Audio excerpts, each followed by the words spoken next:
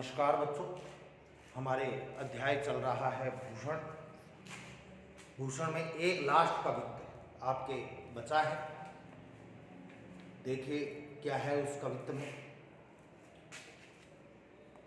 कुछ विशेष बातें मैं पहले ही ब्लैक बोर्ड पर लिख देता हूँ ताकि बाद में समझने में आपको दिक्कत न आए।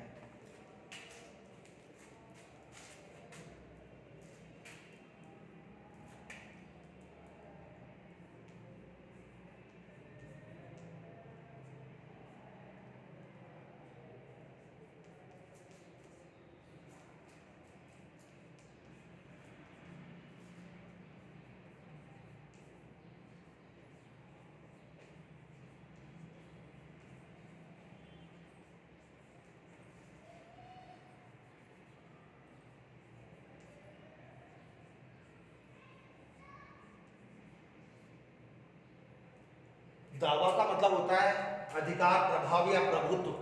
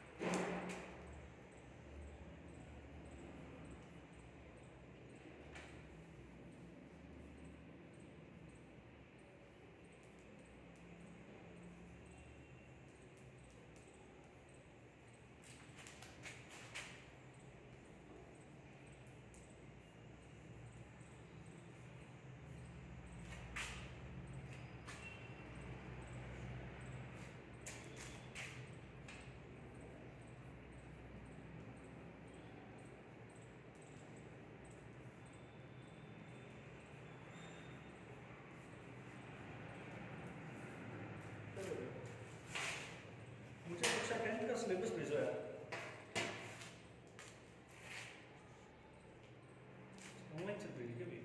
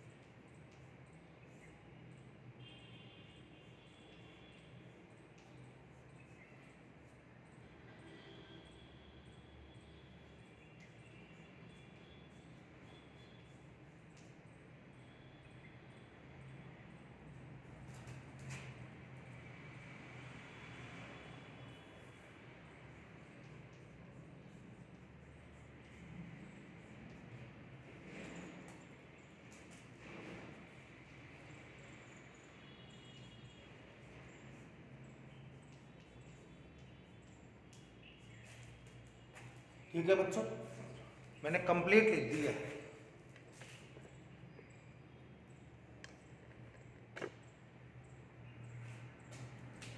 जैसे जैसे मैं समझाऊंगा वैसे समझ में आ जाएगा।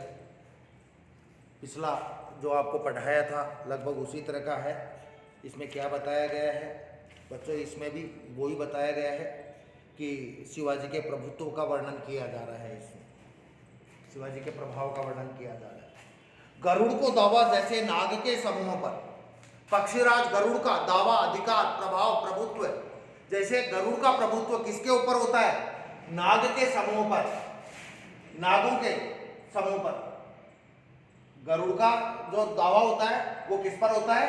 नागों के समूह पर होता है। गरुड़ का प्रभाव किस पर होता है? सांपों के समूह पर होता है।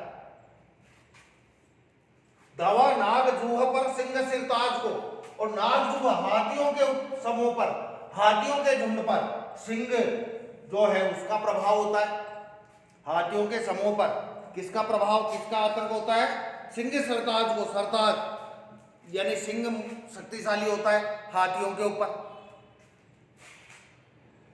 दावा पुरहूत को पहरन के कुल पर, और दावा प्रभाव या अधिकार पुरहूत को यानी देवराज इंद्र का प्रभाव था पहरन के कुल पर, पहाड़ों के समूह पर। ये जितने भी पहाड़ है पहले ये उड़ते थे, लेकिन इंद्र ने इन सबके पंख काट दिए और उड़ना बंद हो गया। तो पहाड़ों के समूह पर किसका अधिकार है, प्रभुत्व है, प्रभाव है? इंद्र का।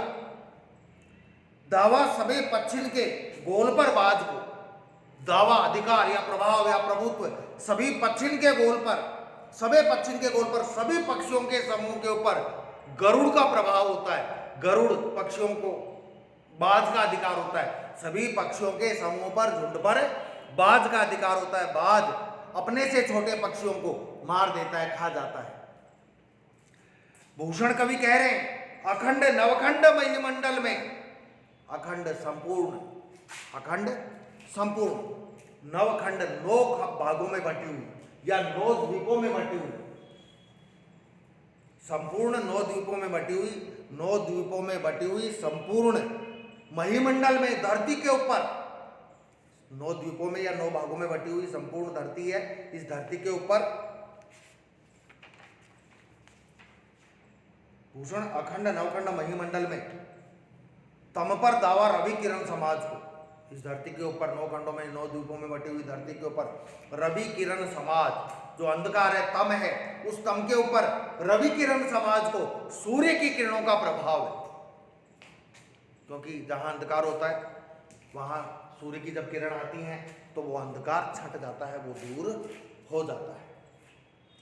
पूरब पछा, पूर्व यानी पूर्व से, पछा यानी पश्चिम तक, पूर्व से लेकर पश्चिम तक, पूर्व पछा, पूर्व से पश्चिम तक, पूर्व से पश्चिम देश तक। दक्षिण ते उत्तर लो, दक्षिण ते, ते यानी से, दक्षिण से उत्तर लो, लो यानी तक, उत्तर, पूर्व से पश्चिम तक, उत्तर से दक्षिण तक, मतलब पूरे देश में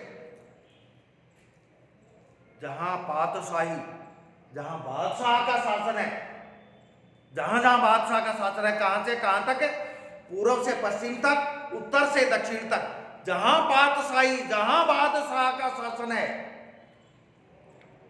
तहां दावा शिवराज को, वहां दावा प्रभुत्व शिवराज का प्रभाव है, अधिकार है, आतंक है, प्रभुत्व है। जहां उत्तर से पूर्व से पश्चिम तक, उत्तर से दक्षिण तक, जहां जहां पर बादशाह का शासन है वहां पर शिवाजी का प्रभुत्व है, आतंक है, भय। बच्चों ये चैप्टर आपके पूरा हो गया है, इसका विशेष देख लीजिए।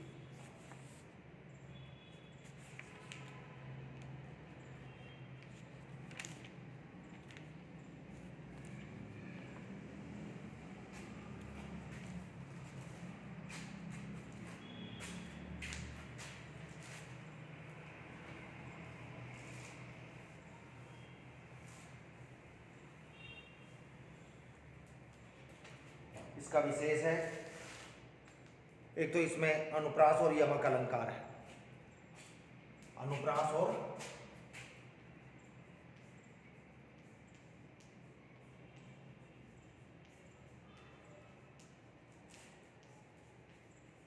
यमक अलंकार है। दूसरा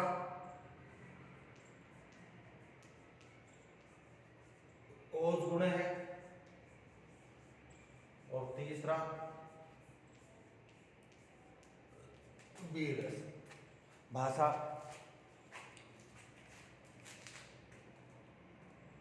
तत्सम शब्दावली से युक्त है। ठीक है बच्चों, ये क्वेश्चन देख लो। पूरे पाठ की व्याख्या करनी है आपको सप्रसंग, और जब पूरे पाठ की व्याख्या कर लोगे तो व्याख्यात्मक प्रश्न छोड़ देना नीचे वाला। इसके अलावा वस्तुनिष्ठ के पहले का पहला दूसरा, अति लघुतरात्मक का पहला दूसरा, लघुतरात्मक का पहला दूसरा तीसरा, और निबंधात्मक का पहला। ये लास्ट वाला व्याख्यात्मक प्रश्न है, इसमें 2 ही व्याख्या हैं, लेकिन अपन सारी व्याख्या कर रहे हैं, इसलिए फिर यह क्वेश्चन करने की जरूरत नहीं है। ठीक है, धन्यवाद।